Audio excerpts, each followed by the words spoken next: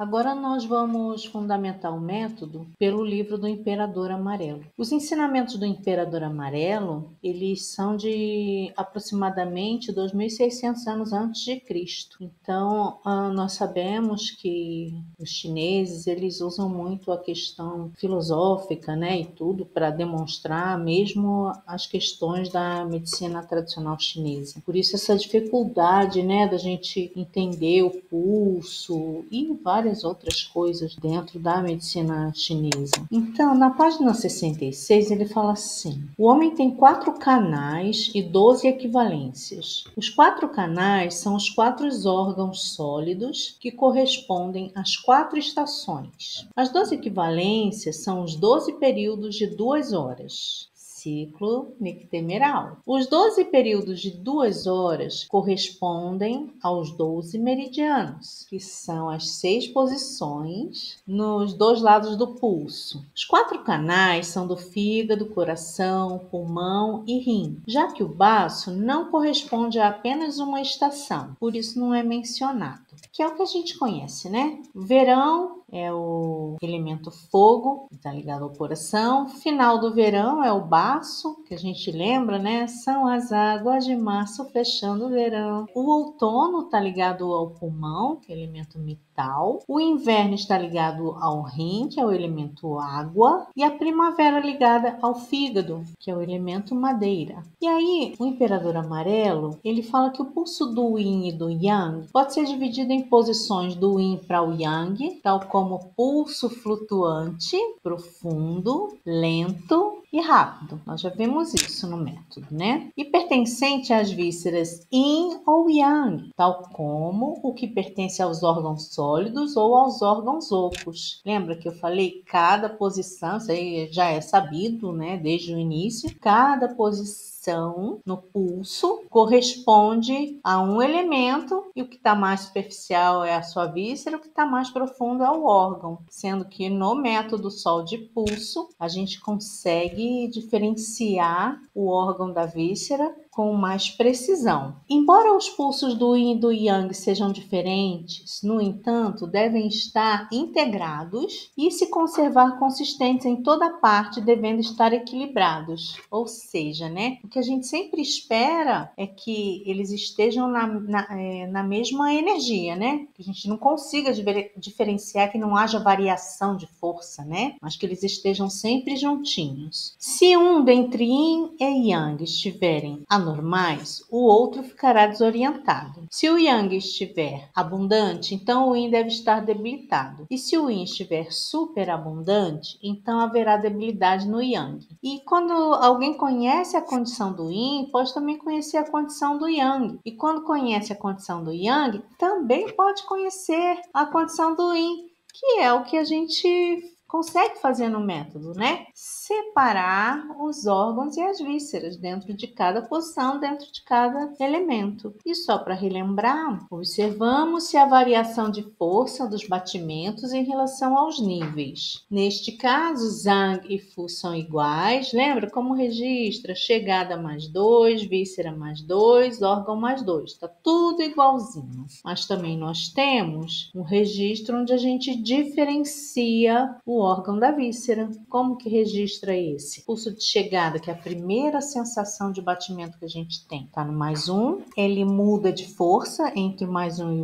o nível intermediário, quer dizer que como o mais 1 é a casa do Yang, então o Yang está sozinho ali em cima. E vai até o menos 1 no mesmo batimento, então em Yang, no NI e no menos 1. Na página 67, ele fala em cada um dos órgãos sólidos, coração, fígado, baço, pulmão e rim, há o pulso Yang como moderador. O pulso dos 5 órgãos sólidos corresponde às 4 estações e para cada estação surge o seu próprio pulso com uma energia estomacal moderadora. Lembra que a gente falou? É a energia do estômago que faz essa moderação entre os pulsos. Por isso que nesse nível NI é o pulso que a gente considera equilibrado. Até que eu conversei, a gente faz o tratamento do paciente na intenção de equilibrar os 5 elementos. E o equilibrar acaba sendo manter pelo menos no nível intermediário, porque ali a gente sabe que você tem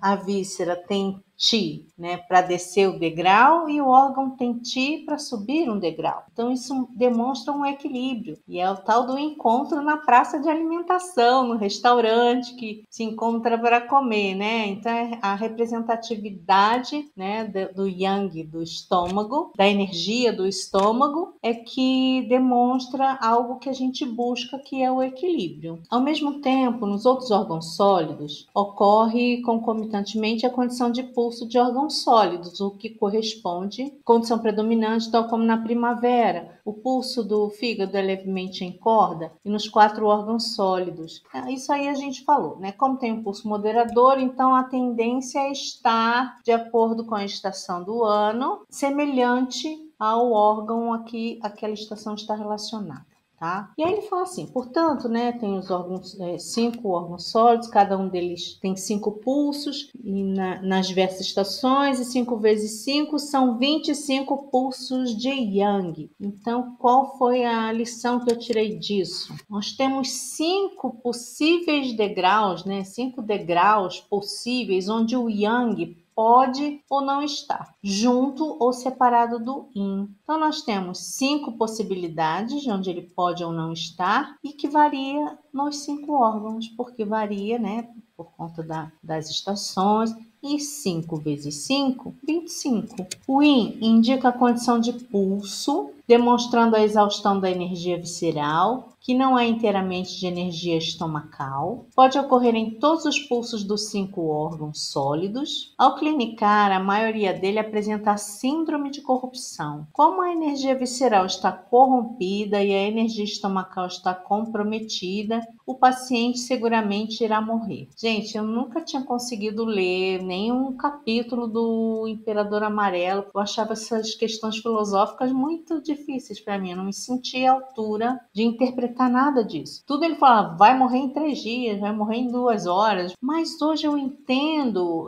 nesse sentido que da mesma forma como eu entendi que você tem 25 pulsos relacionados à posição Yang, eu entendi também, eu consegui diferenciar 3 tipos de onde o Yin pode estar, né, sozinho no caso, mas isso não vem ao caso agora, tá? Mas só para dizer que 25 mais 3, né, 3 posições do Yin, daria os 28 tipos de pulso que a literatura tanto descreve. Isso é um assunto mais para frente, né?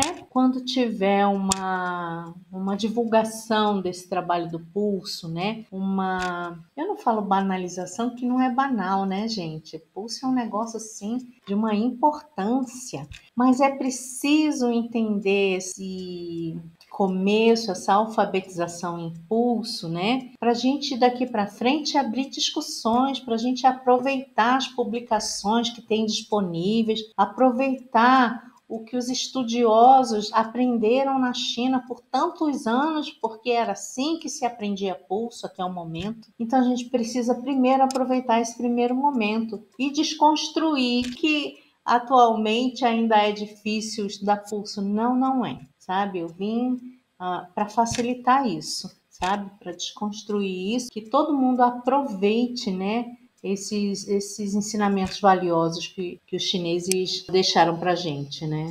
Na página 69, ele fala, tem uma frase, fala, pulso em anzol, começa forte e termina fraco. Lembra quando eu falei que eu aprendi a ler nas entrelinhas, né? E com isso eu cheguei a essa conclusão de que pela profundidade a gente consegue o pulso de chegada e o fim, e a raiz do pulso. Então a gente precisa entender quando que começa a bater e quando que termina de bater. E ali, claro, localizar quem é o dono da casa, se é o Yin, se é o Yang, porque cada casa tem regras, né? Tem as suas regras. Lembrando dos períodos de 12 horas, né? Que correspondem aos 12 meses. Lembra? Eu falei que naquela aula do ciclo nictemeral, que o imperador amarelo ia fundamentar totalmente nisso, né? Nos períodos de 2 horas, meio que nas estações, nessas relações da grande circulação de energia.